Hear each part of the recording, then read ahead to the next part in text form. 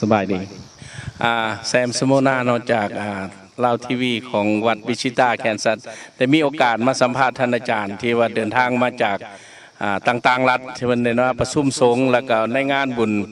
ขอดสิมวัดวิชิตาเฮาอยากขอสัมภาษณ์ท่านอาจารย์เพิ่นมาพักอยู่แฮมตันอินที่ว่าวัดลาวให้จัดไว้ให้นี่เป็นมงพักของท่านอาจารย์เมื่อทุกๆองค์เนาะอยากขอสัมภาษณ์ท่านอาจารย์ที่เดินทางขอนมัสการท่านอาจารย์เดินทางมาจากวัดใดเนาะครับหน่อยครับเจริญพรอาตมาภาพเดินทางมาจากรัฐจอร์เจียเมืองแอตแลนตานี่แหละ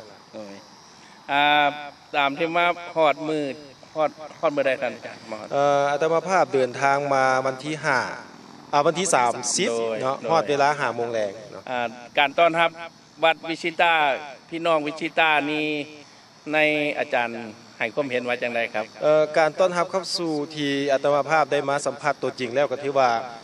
เป็นการอบอุ่นเป็นกันเองเนาะเสมือนกับพี่น้องเนาะที่ได้มายื้อยองยามกันนี่ก็ถือว่าเป็นนิมิตหมายอันดีที่พ่อแม่ครูบาอาจารย์ในต้อนรับแล้วก็ทางญาติโยมชาว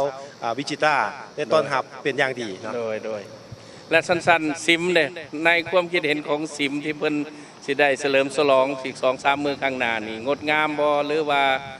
ให้ไอเดียจังไดครับท่านอาจารย์ส่วน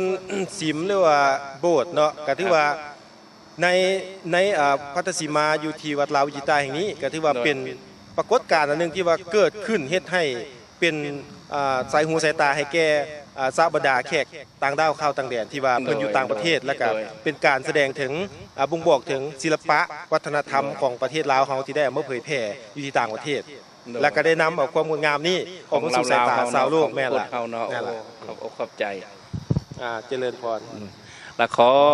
สัมภาษณ์ท่านอาจารย์ที่เดินทางมาจากต่างรัฐผมเองก็ยังบ่ฮู้ว่าเพิ่นมาทางใดขอนมัสการท่านอาจารย์เจริญพรอาตมาก็เดินทางมาจากจอร์เจียจอร์เจียคือกันแต่ว่าคนละเมืองมีวัดเฮาหลายวัดอยู่บ่ครับอาจารย์ทั้งหมดในรัฐจอร์เจียเนี่ยมีอยู่6 วัดเมืองใหญ่เนาะเมืองใหญ่แต่ว่าใน6 วัดมันก็มี5 วัดที่มีครูบาอาจารย์แต่วัดหนึ่งยังบ่มีครูบาอาจารย์เพราะว่าเป็นมีขาดตกบกพร่องเรื่องทางครูบาอาจารย์น้อยนึงเลยอยากถามความคิดเห็นที่มาวัด